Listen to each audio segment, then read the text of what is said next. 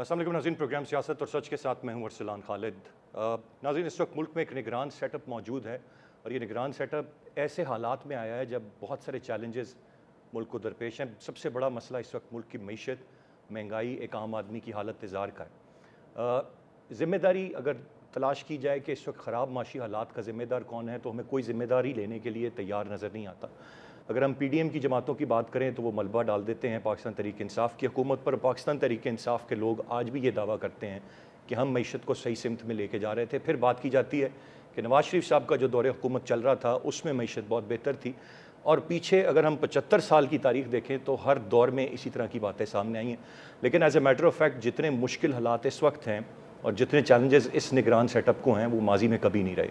निगरान सेटअप का काम मुल्क में आना, इलेक्शन कराना, इक़्तिदार सौंपना और चले जाना होता है, लेकिन इस मरतबा गैर मामूली हालात हैं और गैर मामूली तवक्कुआत भी हमें निगरान सेटअप से नज़र आ रही हैं। मैं सियासी लोगों से जब बात करता हूँ और गुज़िश्ता 2 से 3 हफ़्तों से एक नैरेटिव जो मैं सुन रहा हूँ, तो वो सारा का सारा मलबा निगरान सेटअप पर डालते नज़र आते हैं और ये कहते हैं कि ये लोग मुंतखब नहीं हैं, लिहाजा ये सख्त फ़ैसले ले सकते हैं, हमें आवाम को जवाबदेह होना होता है। तो वो ऐसी ऐसी तरकीबें और चीज़ें बता रहे हैं जिनकी तवक्कुआत इस निगरान सेटअप से की जा रही हैं, पर कितना कुछ निगरान सेटअप के बस में है, कितनी बड़ी इस्लाहात या तब्दीलियाँ ये कर सकते हैं, कितना रिलीफ आवाम को दे सकते हैं। मैं चाहूँगा आज के प्रोग्राम में एक तो हम इस मामले पर बात करें, फिर इलेक्शंस और उनकी तारीख़ के हवाले से यकीनन अभी तक कोई बात हतमी नहीं है, सिवाय जो सदर मुमलिकत साहब की अपनी दी हुई तारीख़ है। इलेक्शन कमीशन ने बहरहाल अनाउंस करना है, अभी चीज़ों का डीलिमिटेशन की बात है, बेतहाशा और चैलेंजेस हैं जिनको डील करना है। मैं चाहूँगा तफसील से आज के प्रोग्राम में हम इस वक्त का जो मौजूदा सियासी मंजरनामा, जो पूरी की पूरी सूरत हाल है,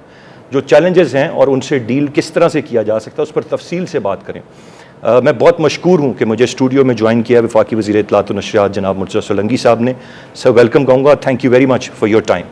मैं सबसे पहले सर इस वक्त जो बात कर रहा हूँ, ख़ास तौर पर मुझे पाकिस्तान मुस्लिम लीग नवाज़ के लोग जो बयानियाँ देते हैं, मैं चूँकि महंगाई अवामी मसला है, मैं चाह रहा हूँ शुरू ही हम आगाज़ ही इससे करते हैं बातचीत का, फिर बहुत सारी और चीज़ें जो यकीनन ज़ेर बहस आएंगी। वो मुझे ये कहते हुए सब सुनाई दिए कि ये आप लोग मुंतखब नहीं हैं, आप सख्त फ़ैसले ले सकते हैं। मिसाल के तौर पर एक साहब मेरे प्रोग्राम में कह रहे थे कि आप बाज़ार जल्दी बंद कराने का फ़ैसला ले सकते हैं, हम कराते हैं, हमें ताजर बरादरी को जवाबदेह होना होता है, आपको नहीं होना, तो ये सख्त फ़ैसले आप लें, चीज़ें कंट्रोल में आ जाएंगी। सबसे पहले तो मुझे सच न्यूज़ और उसकी इंतज़ामिया का शुक्रिया अदा करने दें और साथ ही आपका शुक्रिया भी अदा करने दें, क्योंकि जो मातूबी का दौर था, जब मुझ पर पाबंदी थी कि मेरी शक्ल TV पर नज़र नहीं आएगी, मेरी आवाज़ नहीं सुनाई देगी, तो उन मुश्किल लम्हात में सच न्यूज़ ने ये जुर्रत की और आपने ज़ाती तौर पर ये जुर्रत की कि वक्तन फ़वक्तन आपने मुझे दावत दी और जो भी मेरी सोच है वो लोगों तक पहुंचाई। मैं आपका मशकूर हूँ सर, आप तब भी वक्त देते रहे, आज आप एक मुख्तलिफ रोल में हैं, आज भी आपने वक्त दिया। आगे बढ़ते हुए सर क्या कहेंगे, सख्त फैसले, निगरान सेटअप से तवक्कुआत? देखिए, ये एक हद तक दुरुस्त बात है कि हमें फ़ैसला करते हुए पीछे नहीं देखना कि जी हमारे इस फ़ैसले से कुछ लोग नाराज़ हो जाएंगे और शायद हमें वोट नहीं देंगे। हमने तो इलेक्शन लड़ना नहीं है, तो हमें इसकी परवाह नहीं है, लेकिन इसकी परवाह ज़रूर है कि हम कोई ऐसी गलती ना करें, ऐसी कोई हमाकत ना करें जिसके नतीजे में मुल्क जिस तरह से हमें मिला है उसमें कोई ख़राबी पैदा हो। ये हमारी ज़िम्मेदारी है कि मुल्क जिस हालत में इस हुकूमत ने दिया है जी, उससे बेहतर हालत में अगली जो मुंतखब हुकूमत है उसके हवाले करके जाए, और ये एक बहुत बड़ा चैलेंज है। जो अच्छी बात है वो ये है कि जो पिछली पार्लिमान है वो इलेक्शन एक्ट में कुछ तरमीम करके इस निगरान हुकूमत को कुछ ज़्यादा बाख्तियार कर गई है, ख़ास तौर पर मुआशी मामलात में जी। यहाँ तक के जो बैनुल-अक़वामी मुआहदे जो किए हुए हैं उनको कायम रखना, उनको आगे चलाना, यहाँ तक कि काफ़ी मुआशी फ़ैसले जिनमें निजकारी का फ़ैसला भी शामिल था, जिस पर वो फ़ैसले कर चुके हैं کوئی لسٹ بنی ہوئی ہے اس پر عمل درآمد کرنا ہمارے لیے اب ممکن ہے، کیونکہ قانونی طور پر ہمیں اجازت ہے۔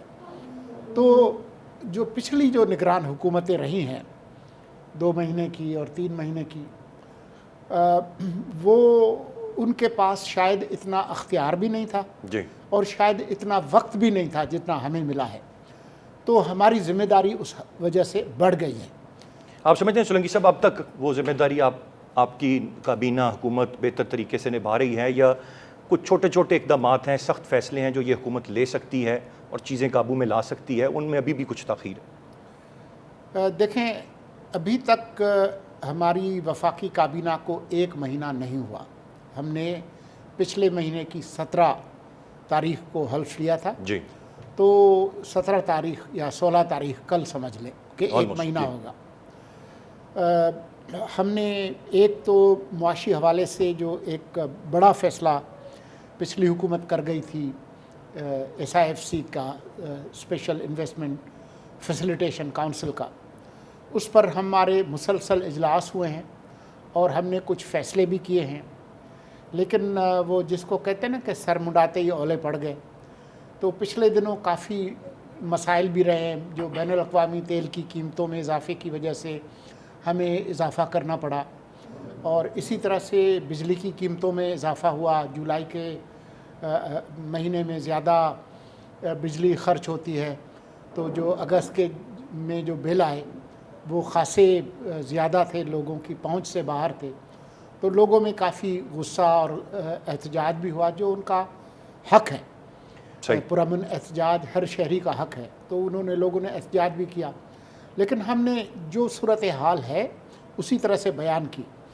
میرے خیال میں آپ نے یہ دیکھا کہ صرف پچھلے 8-10 دنوں میں آپ نے دیکھا کہ ڈالر جو ہے وہ اچانک جو آسمان کی طرف جا رہا تھا، صرف انتظامی اقدامات کرنے کے بعد آپ یہ دیکھیں کہ کوئی 30-35 روپے ڈالر جو ہے وہ سستا ہوا ہے، آج 300 سے نیچے تھا، جی بالکل، اوپن اور انٹر بینک میں۔ جی، اسی طرح سے آپ نے دیکھا ہے کہ جو بجلی کی چوری ہے اس کے خلاف پورے ملک میں کریک ڈاؤن ہوا ہے، جو سٹے بازی ہے، جو چینی کی جو چوری اور ذخیرہ اندوزی، پیٹرول کی سمگلنگ جو ہو رہی ہے بین الصوبائی، تو بہت سارے جو انتظامی اقدامات ہم نے کیے ہیں اور مزید اقدامات ہم کریں گے۔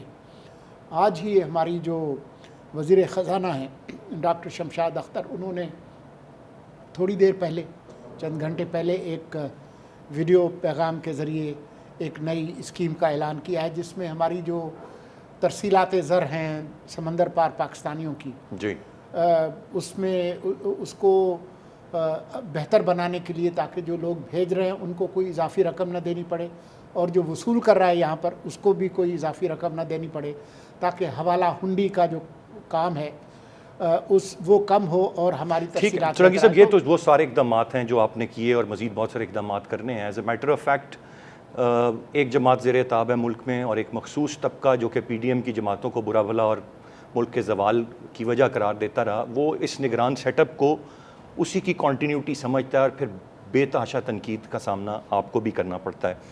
اس کو کس طرح سے آپ ڈیل کر رہے ہیں، اور اس پر کیا آپ کامنٹ کریں گے؟ وہ سمجھ رہے ہیں کہ جی وہ خرابی کا ایک سلسلہ جو شروع ہوا یہ نگران سیٹ اپ، کیونکہ ایک عام آدمی جب 15 روپے پیٹرول بڑھتا ہے، 12 روپے بڑھتا ہے، ڈالر روپیہ بے قدر ہوتا ہے، تمام تر معاملات کو وہ اسی طریقے سے دیکھ رہا ہوتا ہے، اور وہ آپ کو بھی مورد الزام ٹھہراتا ہے۔ میں اس کا جواب لوں گا ایک بریک کے بعد سے، مجھے بریک کی جانب بڑھنا ہے۔ بریک سے واپس آ کر مرتضیٰ سولنگی صاحب وفاقی وزیر اطلاعات و نشریات ہمارے ساتھ ہیں، ان سے جواب لیں گے، ساتھ رہیے گا۔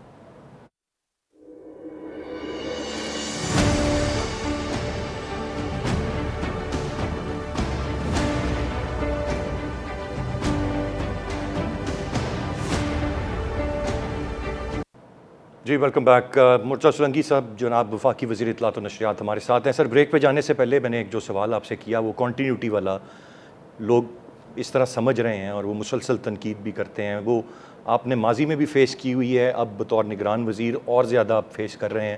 ہر دفعہ قیمت بڑھتی ہے وہ برا بھلا لوگ کہنا شروع کر دیتے ہیں، اس پر کیا کہیں گے سر؟ دیکھیں، آپ نے وقفے سے پہلے مجھ سے ایک جماعت کے بارے میں سوال کیا تھا، جی، اگر آپ کو یاد ہو۔ میں آپ کو یقین کے ساتھ بتا سکتا ہوں کہ پاکستان میں جتنی بھی رجسٹرڈ سیاسی جماعتیں ہیں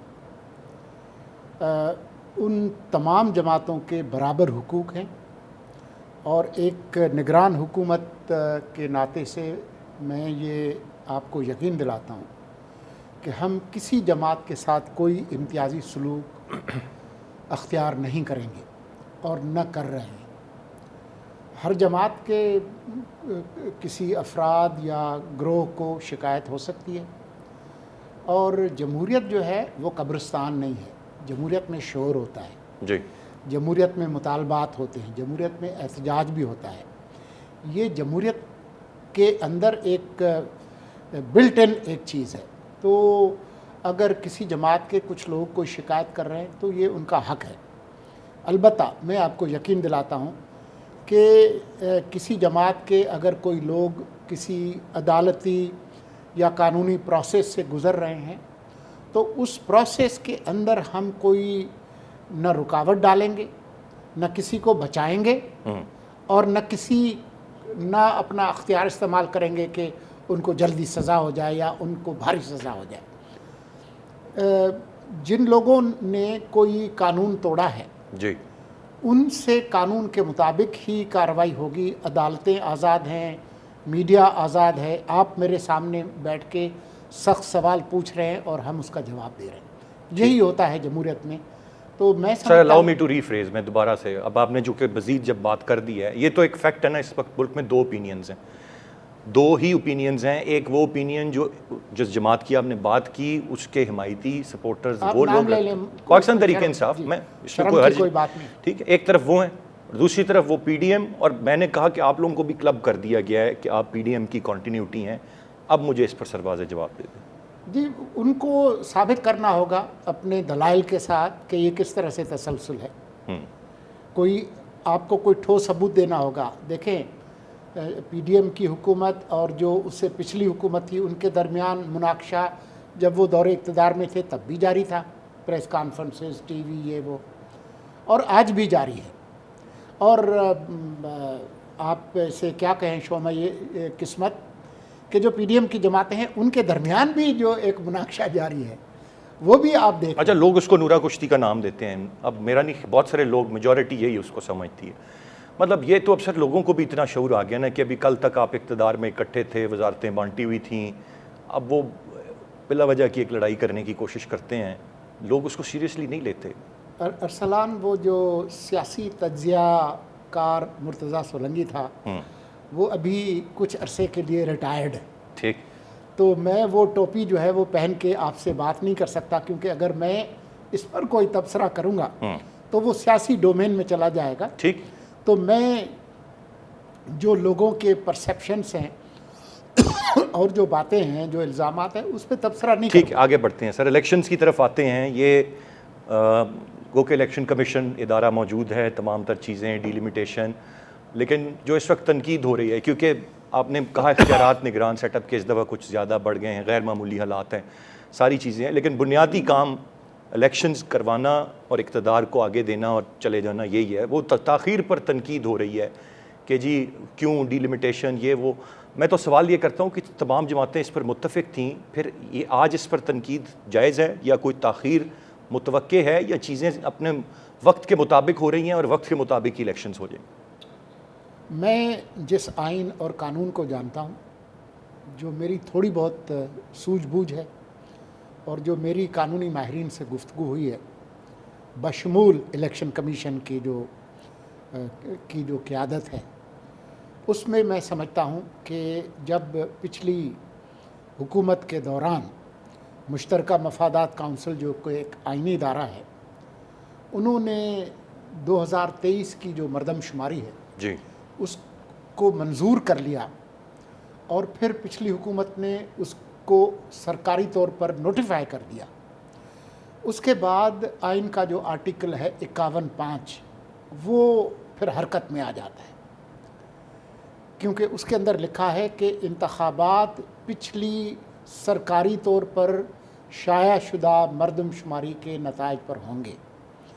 تو آپ خود دیکھ لیجئے کہ آخری جو सरकारी तौर पर जो शाया शुदा मरदम शुमारी के नतायज हैं वो कौन से हैं, वो 2023 के हैं जी। और जब 2023 के जो मरदम शुमारी के नतायज हैं उनको सरकारी मान लिया जाए तो उसके बाद फिर हल्का बंदियाँ जो है वो लाजमी हो जाता है। यही आइन कहता है, यही इलेक्शन एक्ट कहता है। तो अब हल्का बंदियाँ जो है उनका होना तो नागुज़ीर था, जो इसी वजह से इलेक्शन कमीशन ने सुप्रीम कोर्ट को भी, दूसरे इदारों को भी, सदर साहब को भी जो चिट्ठी लिखी उसमें यही लिखा कि जी अब हम पर लाजिम है कि हम हल्का बंदियाँ करें। वो अमल शुरू हो गया और पिछले दिनों आपने देखा होगा कि इलेक्शन कमीशन ने अपनी वेबसाइट पे, अभी भी आप खोल कर देख लें, पूरा एक कैलेंडर, एक निज़ामुल औकात, पूरा शेड्यूल दिया हुआ है, फ़लाँ तारीख से फ़लाँ तारीख का हम ये करेंगे।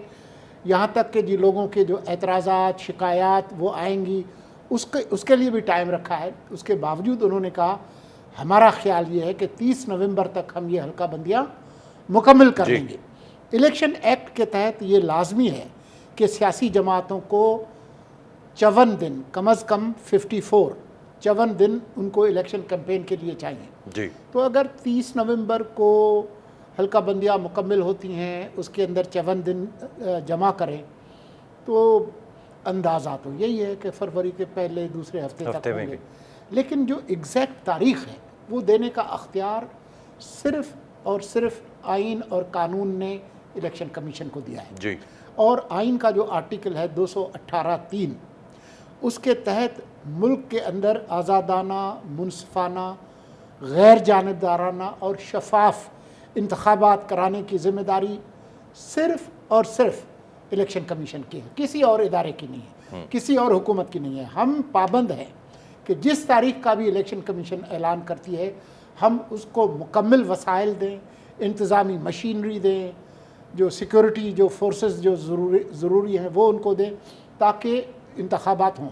हाँ, ये हमारी ज़िम्मेदारी ज़रूर है कि जो एक मसावी मौक़े फ़राहम करना है, जिसको लेवल प्लेइंग फील्ड कहते हैं, वो हम सबको फ़राहम करें और वो हम अपने अल्फाज से नहीं बल्कि एक्शन से हम ज़ाहिर करेंगे। आप देखेंगे कि हम किसी जमात को गैर ज़रूरी रियायत नहीं देंगे और गैर ज़रूरी तौर पर हम उनके रास्ते में रुकावटें पेश नहीं करेंगे। सही। मुझे फिर बताइए कि ये तनकीद जो है और बार बार गो कि ये टारगेट भी इसका इलेक्शन कमीशन को ही किया जाता है, अगर एक जमात करे या दूसरी करे या किसी का पॉइंट ऑफ व्यू, ये जब इतना वाज़ेह और इतना सिंपल है जो कुछ आपने बयान किया, फिर ये बार बार के बयानात और तनकीद की क्या वजह हो सकती है? देखिए, मैं सिर्फ इतना कहूँगा कि तनकीद करना, एहतजाज करना, अपना मौक़िफ़ पेश करना, ये उनका जमहूरी हक़ है। अगर मैं इस पर ज़्यादा तनकीद करूँगा और उसका जवाब देने की कोशिश करूँगा कि वो क्यों कर रहे हैं, तो वो मेरा जो बयान है वो फिर सियासी मैदान में चला जाएगा, जिससे हम एतराज़ करने की पूरी कोशिश कर रहे हैं। क्योंकि अगर हमने किसी जमात या जमातों के इत्तेहाद की किसी तनकीद का जवाब देना शुरू किया तो फिर हम भी सियासतदान बन जाएंगे और वो हम बनना नहीं चाहते। आपने लेवल प्लेइंग फील्ड की बात की। एक जमात को तो पहले से ही कहा जा रहा है कि पाकिस्तान तहरीक इंसाफ को तो एक्सक्लूड करने, माइनस करने की बात है और बहुत सारे लोग अभी से ये ख्याल कर रहे हैं कि फिर किस तरह से बेहतर शफाफ इंतखाबात होंगे अगर एक जमात को ही आप माइनस कर देते हैं। गो कि इसमें आपका कुछ नहीं है, इस निगरान सेटअप का कुछ नहीं है। अगर उनके लीडर जेल में हैं वो एक दूसरा मसला है, लेकिन क्या इस पर कमेंट कर सकते हैं आप मुझे कि अगर एक जमात होगी नहीं सियासी मैदान में या उसकी क़यादत ही नहीं होगी, जेलों में होगी, फिर भी कंसिडर किया जाएगा कि लेवल प्लेइंग फील्ड दी गई है निगरान हुकूमत की जानिब? मैं वाज़ेह बात कर लेता हूँ जी, बगैर लगी लिपटी के मैं ब्रेक के बाद इसका जवाब हाँ, बिल्कुल ठीक, ब्रेक के बाद ले लेता हूँ जी तफसील से, ताकि जवाब आ जाए। एक ब्रेक की जाने पड़ते हैं, वापस आकर मज़ीद बात करते हैं। जी, वेलकम बैक। सोंगी साहब, आपका जवाब पेंडिंग था, अगर ज़रा हम उस मामले की तरफ आ जाएं। बहुत सारी चीज़ें हैं, मैंने लेवल प्लेइंग फील्ड के हवाले से बात की थी जिसका आप खुल के मुझे जवाब देना चाह रहे थे, तो ज़रा खुल के जवाब। मैं आपको कह रहा था कि बग़ैर लगी लिपटी के मैं आपको बताऊं कि तमाम सियासी जमातें जो रजिस्टर्ड हैं जी, बशमूल PTI, उन सब को बराबर मौक़े मिलेंगे। ठीक। और जहाँ तक कि किसी जमात का कोई एक लीडर या 2 लीडर या 5 लीडर अगर जेल में हैं या किसी अदालती प्रोसेस से जा रहे हैं تو پاکستان کی 76 سالہ سیاسی تاریخ میں یہ پہلی دفعہ نہیں ہوا. جی یہ پہلے بھی ہوا ہے. لوگ جیلوں سے انہوں نے الیکشنز بھی لڑے ہیں, جیتے بھی ہیں. تو یہ سیاست میں ہوتا ہے. ہاں البتہ اگر کسی نے قانون توڑا ہے تو اس پروسیس کو تو چلنا ہوگا. لیکن میں آپ کو یقین دلاتا ہوں کہ ہم کسی رجسٹرڈ سیاسی جماعت کو الیکشن سے باہر رکھنے میں ہم کوئی رول ادا نہیں کریں گے. اور مجھے الیکشن کمیشن پر مکمل اعتماد ہے. بہت اچھے اور قابل لوگ ہیں. میرے جتنے بھی ان سے رابطہ ہوا ہے, جتنی بار بھی ہوا ہے, میرے ایمان میں اور میرے اعتماد میں اضافہ ہی ہوا ہے. رائٹ سر, خارجہ سطح کے حوالے سے بتائیے. جو بہت سارے آپ نے کہا چیزیں, معیشت کو بہتری, حالات کو بہتر کرنا, قابو میں لانا, باقی معاملات, الیکشنز کر, خارجہ سطح پر بھی کچھ ٹارگیٹس سیٹ کیے ہیں اس کابینہ نے کچھ کرنے کے. کچھ بڑے رہنماؤں کے پاکستان کے دورے کے بہت ساری باتیں چل بھی رہی تھیں ماضی میں. اس طرح کی بھی کوئی چیزیں ہیں یا ابھی فوکس صرف اندرونی معاملات پر ہی ہے اس نگران حکومت کا؟ دیکھیں, اندرونی معاملات اور جو بیرونی معاملات ہیں وہ ایک دوسرے سے الگ نہیں ہیں. جو خطے میں, دنیا میں جو کچھ ہوتا ہے وہ آپ کی اندرونی حالات جو ہیں اس پر اس کا اثر پڑتا ہے. اور جو آپ کی اندرونی کمزوری یا اندرونی طاقت, جی دونوں آپ کو وہ پلیٹ فارم فراہم کرتے ہیں جس میں آپ خطے کے ممالک اور دنیا کے ساتھ جو ہے وہ ایک بہتر انداز میں گفتگو بھی کر سکتے ہیں اور آگے بھی چل سکتے ہیں. جب سے یہ نئی حکومت آئی ہے تو ہم دنیا کی بڑی طاقتوں کے ساتھ بھی اور ساتھ ہی جو خطے کی جو طاقتیں ہیں ان کے ساتھ مسلسل رابطے میں ہیں. اور جو معاشی سمت جس کا تعین پچھلی حکومتیں کر کے گئی ہیں اس کو آگے بڑھانے میں ہم ایک رول پلے کریں گے. وزیر اعظم صاحب جا رہے ہیں اقوام متحدہ کے میں خطاب کرنے کے لیے, لیکن روایتی طور پر اس موقع کو استعمال کیا جاتا ہے جو دو طرفہ جو معاملات ہیں, ممالک ہیں, اہم بین الاقوامی ادارے ہیں, ان کے ساتھ تعلقات کے لیے. تو وہ ہوگا. تو ہم تمام خطے کی طاقتوں کے ساتھ, ملکوں کے ساتھ رابطے میں ہیں, چاہے وہ ہمارے شمال میں ہوں, چاہے ہمارے مغرب میں ہوں. تو ان سب کے ساتھ جو ہے وہ ہمارا تعلق ہے. ٹھیک ہے. ماضی میں امریکہ کا نام سر بہت آیا, امریکی سازش, امریکی مداخلت, یہ وہ, دور ہو گئے, قریب ہو گئے. ابھی کہاں کھڑے ہیں ہم؟ میں جہاں تک دیکھتا ہوں کہ ہمارے جو امریکہ کے ساتھ تعلقات ہیں وہ اپریل 2022 کے بعد آہستہ آہستہ مسلسل بہتری کی طرف جا رہے ہیں. اور آج جب ہم گفتگو کر رہے ہیں تو امریکہ کے ساتھ ہمارے بہت اچھے نارمل تعلقات ہیں. لیکن یہ تعلقات کسی اور عالمی طاقت یا علاقائی طاقت کی قیمت پر نہیں ہے. ہمارے جو روایتی جو تعلقات ہیں, چاہے خلیجی ممالک ہوں, چین ہوں یا ایون روس ہو, تو ان کے ساتھ ہمارے جو معمول کے تعلقات ہیں, کچھ ملکوں کے ساتھ جیسے چین ہے زیادہ گرم جوشی کے تعلقات ہیں, تو وہ اسی طرح سے موجود ہیں. لیکن میرے خیال میں یہ جو بتدریج بہتری کا جو عمل ہے وہ جاری ہے. وزیر اعظم صاحب کا زیادہ فوکس تو اندرونی حالات پر ہوگا, لیکن ہم غار میں نہیں رہتے, ہم دنیا سے کٹ کے نہیں رہ سکتے. بالکل. تو جو ہماری بین الاقوامی جو انگیجمنٹ ہے وہ جاری رہے گی. اب آتے ہیں سر, جو آج کا ایک انتہائی بڑا اور اہم فیصلہ ہے, نیب ترامیم کو آج کل عدم قرار دے دیا گیا, اور اس میں پھر عوامی عہدوں پر فائز جو مختلف شخصیات ہیں ان کے خلاف کیسز بحال. پھر تاکید کی گئی ہے کہ 1 مہینے کے اندر اندر ان کو دوبارہ سے لگایا جائے, اور اس میں سابق وزرائے اعظم اور پتہ نہیں بڑے بڑے نام آتے ہیں. اور ایک تنقید یہ بھی رہی تھی, اور یہ عمران خان صاحب کی درخواست تھی سپریم کورٹ میں اس حوالے سے, اور تنقید یہ رہی تھی کہ یہ جو پی ڈی ایم کی حکومت آئی تھی یہ آئی اپنے آپ کو ریلیف دینے, اپنے کیسز کو ختم کرنے کے لیے تھی. کس طرح دیکھتے ہیں آج اس فیصلے کو؟ وزیر اعظم صاحب نے بھی اس پر ابھی اپنی رائے نہیں دی, اور یہ حکومت کی طرف سے آپ اپنی رائے کا بھی اظہار کریں گے تو میں جانوں گا کہ آپ کا موقف اس فیصلے کو لے کر کیا. دیکھیں, نیب کا جو ترمیمی ایکٹ تھا وہ پچھلی پارلیمان کر کے گئی تھی, اور اس پر کافی گفت و شنید ہوئی تھی, اور وہ اس نے ایکٹ کا درجہ حاصل کر لیا تھا. تو اس لیے پارلیمان کی جو کارروائی ہے اور اس کا جو کام ہے اس پر ہم کوئی تبصرہ نہیں کر سکتے. ہم تو خود اس پارلیمانی عمل کی پیداوار ہیں. جی. جو موجودہ نگران حکومت ہے وہ ایک آئینی قانونی عمل آرٹیکل 224 میں جو پارلیمان نے ترمیم کی تھی اس کے نتیجے میں ہم بیٹھے ہوئے ہیں. ہم کسی ٹرک پر بیٹھ کر تو نہیں آئے. جی. تو لیکن کیونکہ ایک عدلیہ کا فیصلہ آیا ہے اور اس کو چند گھنٹے گزرے ہیں, میں نے ابھی تک وہ تفصیلی فیصلہ نہیں پڑھا. اور تھوڑی دیر پہلے تک تو جب میں نے اپنے جو متعلقہ وزراء ہیں ان سے پوچھا تو ان کو بھی موصول نہیں ہوا تھا تفصیلی فیصلہ.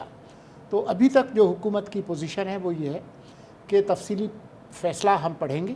ٹھیک. جو وزارت قانون ہے اس کا مطالعہ کرے گی. ٹھیک. وہ ہمارے اندر جو ان ہاؤس جو قانونی ماہرین اور جو آؤٹ آف دا ہاؤس جو قانونی ماہرین ہیں ان سے ہم صلاح مشورہ کریں گے اور پھر اس کی روشنی میں ہم فیصلہ کریں گے کہ ہمارا لائحہ عمل کیا ہوگا. ٹھیک ہے. تو ابھی شاید تھوڑا ارلی ہے کہ آپ اس پر کامنٹ کر سکیں, لیکن فیصلہ انتہائی اہمیت کا حامل ہے اور یہ جو کیسز بحال ہونا ہے یہ چیزیں ہیں, یہ بالکل اس سے سچویشن بدل نہیں دی ہے سولنگی صاحب ایک طریقے. مجھے نہیں پتا کہ صورتحال بدلے گی کہ نہیں بدلے گی. فیصلہ ضرور اہم ہے. جو 3 رکنی بینچ ہے اس میں 2 ارکان نے ایک طرف فیصلہ دیا ہے, اکثریتی فیصلہ. ایک جج صاحب نے اس کے خلاف دیا ہے. یہاں پہ بہت سارے قانونی نکات لوگ اٹھائیں گے. جی. خود ایک اور بھی ایکٹ ہے, پروسیجر اینڈ پریکٹس ایکٹ, جس نے قانون کا درجہ حاصل کیا ہے, جس کے اندر بینچ کی تشکیل کے حوالے سے اہم امور ہیں. بہت سارے آئینی اور قانونی معاملات ہیں.